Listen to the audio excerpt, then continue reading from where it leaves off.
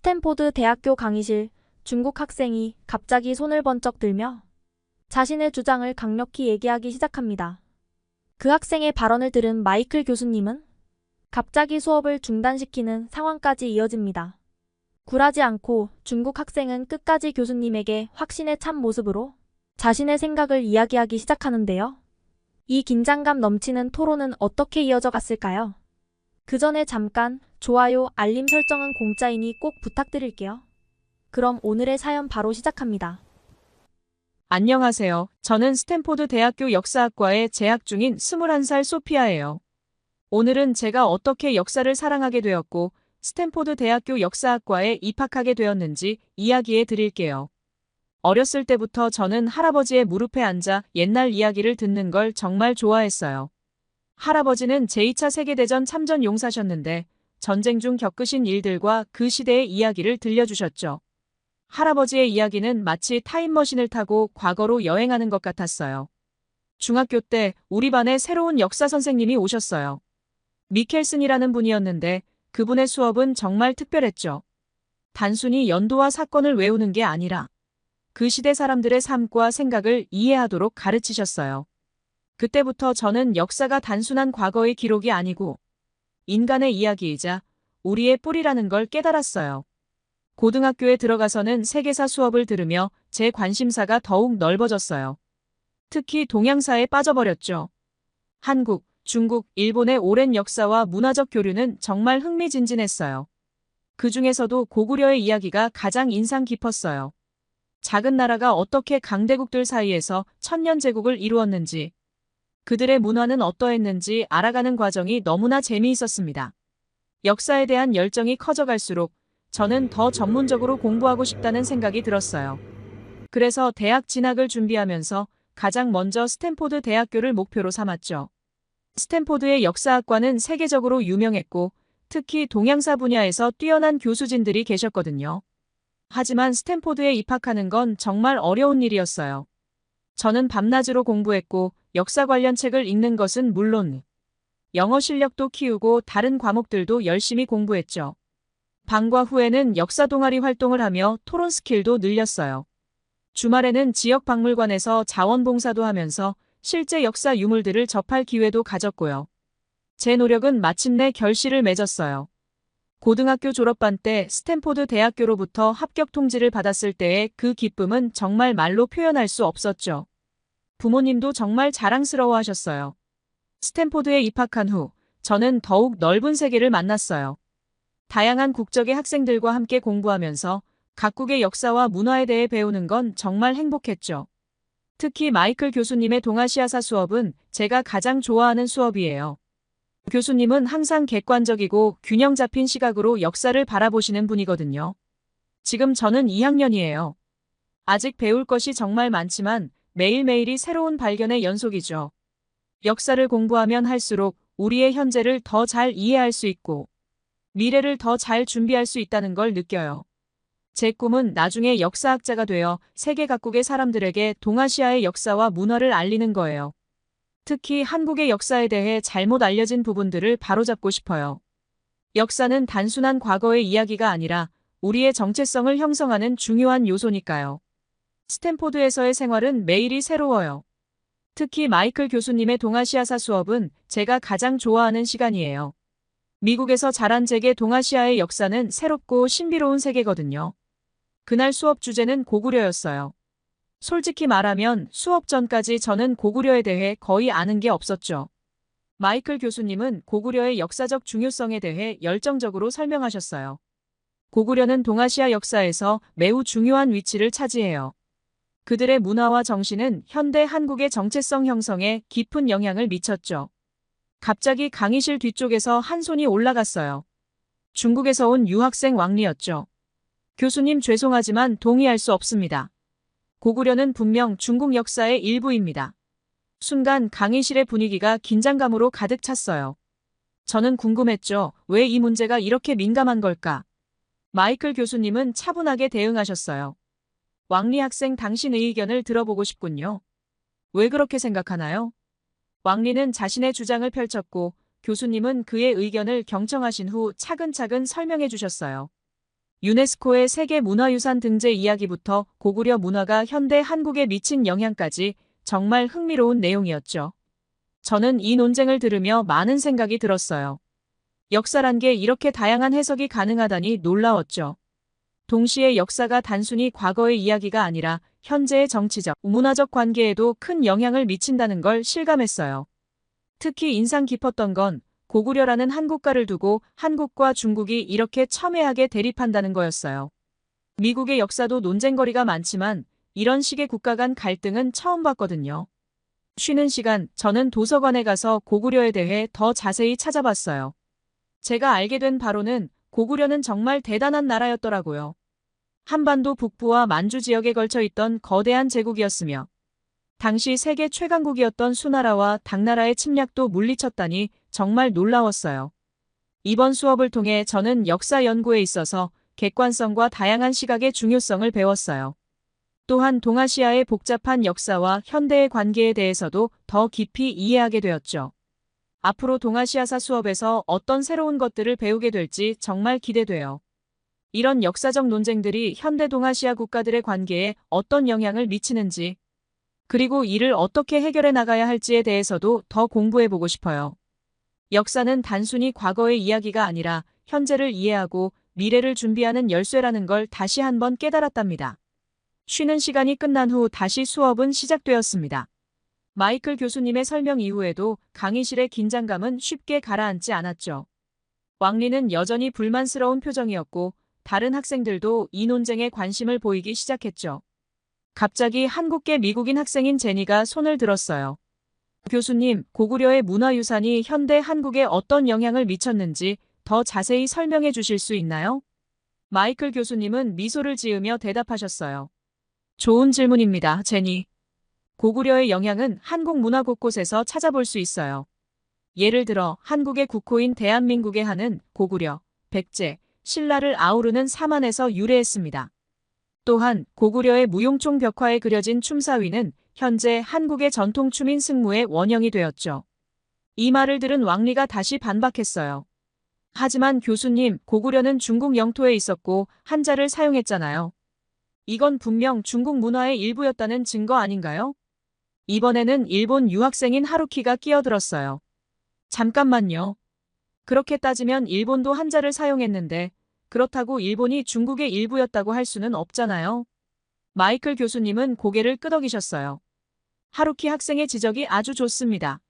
문화적 영향과 정치적 귀속은 별개의 문제예요. 고구려는 한자를 사용했지만 독자적인 문자 체계인 이두를 개발하기도 했습니다. 이는 고구려가 중국 문화를 수용하면서도 자신들의 고유한 문화를 발전시켰다는 증거죠. 저는 이 논쟁을 들으며 점점 더 흥미를 느꼈어요. 역사가 이렇게 현재의 국제관계와 밀접하게 연관되어 있다는 사실이 놀라웠죠. 그때 제가 용기를 내어 질문했어요. 교수님, 그렇다면 고구려의 역사를 둘러싼 이런 논쟁이 현대 동아시아 국가들의 관계에 어떤 영향을 미치고 있나요? 마이클 교수님은 깊이 있는 대답을 해주셨어요. 소피아 질문이 아주 좋았어요. 고구려를 비롯한 고대사 논쟁은 단순히 과거의 문제가 아니라 현재 동아시아 국가들의 정체성과 외교 관계에 큰 영향을 미치고 있어요. 이는 역사인식의 차이가 얼마나 중요한 외교적 이슈가 될 수 있는지를 보여주는 좋은 예시이죠. 수업이 끝날 무렵 강의실은 여전히 열기로 가득했어요. 학생들은 삼삼오오 모여 고구려에 대해 토론을 이어갔고 저는 이 모든 과정을 지켜보며 역사 공부의 중요성을 다시 한번 깨달았어요. 동아시아의 복잡한 역사와 그것이 현대에 미치는 영향, 그리고 그 속에서 객관성을 유지하는 것의 중요성. 이 모든 것이 제 머릿속을 가득 채웠죠. 앞으로 이 주제에 대해 더 깊이 공부해보고 싶다는 생각이 들었답니다. 마이클 교수님의 고구려 수업이 막바지에 접어들 무렵 한 학생이 손을 들었어요. 교수님, 중국의 동북공정에 대해 들어본 적이 있는데 이것과 고구려 역사는 어떤 관련이 있나요? 마이클 교수님은 깊은 숨을 내쉬며 말씀하셨어요. 아주 중요한 질문입니다. 동북공정은 현대 역사학의 가장 큰 논란거리 중 하나예요. 교수님은 화면에 동북공정 관련 자료를 띄우셨어요. 동북공정은 중국 정부가 2002년부터 시작한 프로젝트로 고조선, 고구려, 발해 등 한반도의 고대사를 중국 역사의 일부로 편입시키려는 시도입니다. 이것은 학문적 진실보다는 정치적 목적을 위해 역사를 왜곡하는 행위로 볼 수 있어요. 그때 왕리가 또다시 손을 들었어요. 하지만 교수님, 그 지역들은 현재 중국 영토 아닌가요? 당연히 중국 역사의 일부로 봐야 하지 않을까요? 마이클 교수님은 차분히 대답하셨어요. 좋은 지적입니다, 왕리 학생. 하지만 현재의 국경선과 과거의 역사를 동일시하는 것은 큰 오류입니다. 고구려는 한반도 북부와 만주 지역에 걸쳐 있던 독립국가였어요. 그들은 독자적인 문화와 언어를 가지고 있었고 수와 당의 100만 대군을 물리칠 정도로 강성했죠. 저는 이 설명을 들으며 역사 왜곡의 심각성을 실감했어요. 그때 다른 학생이 질문했어요. 교수님, 최근 뉴스에서 한복과 김치의 기원에 대한 논쟁도 있던데 이것도 관련이 있나요? 마이클 교수님은 고개를 끄덕이셨어요. 네, 이 또한 역사 왜곡의 한 형태로 볼 수 있습니다. 문화의 기원과 발전 과정을 왜곡하는 것이죠. 왕리가 다시 끼어들었어요. 하지만 교수님, 한복과 김치는 원래 중국 문화에서 유래된 것 아닌가요? 특히 김치는 중국의 파오차이에서 시작되었다고 들었어요. 강의실이 술렁이기 시작했고 마이클 교수님은 진지한 표정으로 설명을 이어갔어요. 왕리 학생, 문화의 전파와 독자적 발전을 혼동하고 있군요. 한복은 고구려 시대부터 이어져 온 한국의 전통 의상입니다. 고구려 벽화에서 그 원형을 확인할 수 있죠. 김치 역시 한국의 고유한 발효 음식입니다. 비록 초기 형태의 절임 기술이 중국에서 전해졌을 수 있지만 한국만의 독특한 재료와 방식으로 발전시켜 전혀 다른 음식이 되었어요. 교수님은 계속해서 설명했어요. 문화는 교류와 전파를 통해 발전합니다. 하지만 그 과정에서 각 지역의 특성과 환경에 맞게 독자적으로 발전하죠. 한복과 김치는 한국인들의 생활과 자연 환경, 그리고 오랜 역사를 통해 형성된 고유한 문화유산입니다. 저는 옆자리의 친구에게 속삭였어요. 와, 역사가 이렇게 현재와 밀접하게 연결되어 있다니 놀라워. 마이클 교수님은 마지막으로 강조하셨어요. 여러분, 역사와 문화의 진정한 가치는 서로의 차이를 인정하고 존중하는 데 있습니다. 한 국가의 문화를 자국의 것이라고 주장하는 것은 문화의 다양성을 해치는 행위입니다. 우리는 역사학자로서 이런 왜곡에 맞서 진실을 밝히고 각 문화의 고유성과 가치를 인정해야 합니다. 이러한 내용을 들으며 저는 역사 공부에 대한 열정이 더욱 커졌음을 느꼈어요. 동아시아 역사 전문가가 되어 이런 역사 왜곡 문제에 대응하고 싶다는 꿈을 갖게 되었답니다. 교수님이 수업 막바지가 되어가는 시점에서 마무리를 하시며 말씀하셨어요. 여러분, 우리는 지금까지 고구려를 중심으로 한국의 고대사를 살펴봤습니다. 하지만 한국의 역사는 고구려에 그치지 않습니다. 삼국시대부터 현대에 이르기까지 한국은 놀라운 성취와 혁신의 역사를 써왔습니다. 교수님은 화면에 세계 최초의 금속 활자본인 직지심체요절을 보여주셨어요. 이것은 유럽의 구텐베르크 성경보다 78년이나 앞서 만들어진 세계 최초의 금속 활자 인쇄물입니다. 한국의 과학기술이 얼마나 앞서 있었는지 보여주는 증거죠. 그때 왕리가 또다시 손을 들었어요. 교수님, 하지만 중국에서도 비슷한 시기에 금속 활자를 사용했다는 기록이 있습니다. 한국이 최초라고 단정짓기는 어렵지 않을까요? 마이클 교수님은 미소를 지으며 대답하셨어요. 좋은 질문입니다, 왕리 학생. 하지만 현존하는 가장 오래된 금속 활자본은 한국의 직지심체요절입니다. 이는 명확한 역사적 사실이에요. 교수님은 이어서 한글 창제에 대해 설명하셨어요. 세종대왕이 만든 한글은 세계에서 가장 과학적이고 체계적인 문자 중 하나로 인정받고 있습니다. 유네스코에서도 그 가치를 인정해 세계기록 유산으로 등재했죠. 저는 놀라움을 금치 못했어요. 한국의 역사가 이렇게 대단한 줄 몰랐거든요. 교수님은 계속해서 설명하셨어요. 현대에 들어서도 한국의 성취는 놀랍습니다. 6.25 전쟁 후 폐허에서 출발해서 단 몇십 년 만에 세계 10위권의 경제대국으로 성장했어요. 이른바 한강의 기적이죠. 이는 고구려 정신을 이어받은 한국인의 끈기와 노력이 만들어낸 결과입니다. 왕리가 다시 끼어들었어요. 하지만 교수님, 한국의 경제 성장은 미국의 도움이 컸다고 들었습니다. 과연 한국 혼자만의 힘으로 이룬 것이라고 할 수 있을까요? 마이클 교수님은 차분히 대답하셨어요.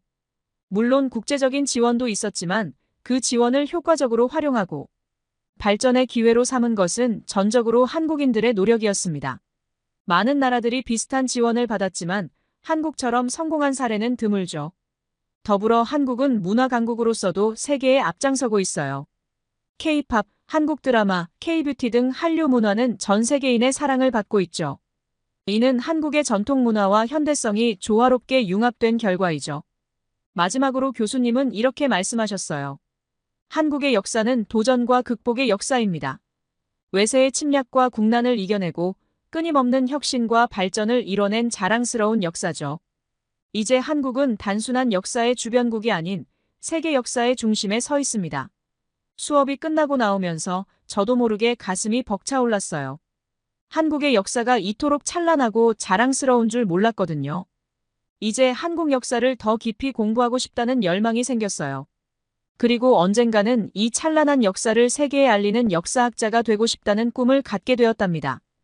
한국의 역사는 단순히 한 나라의 이야기가 아니라 인류 역사에 큰 영감을 줄 수 있는 귀중한 유산이니까요.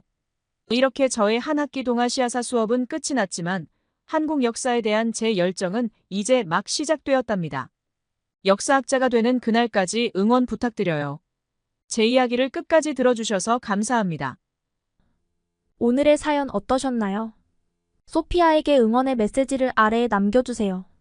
그리고 소피아의 이야기에 감동을 받으셨다면 구독과 좋아요, 알림도 눌러주세요. 다시 한번 끝까지 시청해주셔서 감사드리며 지금까지 감동을 담아 여러분께 진심을 전하는 감동담기였습니다. 오늘 하루도 행복하세요.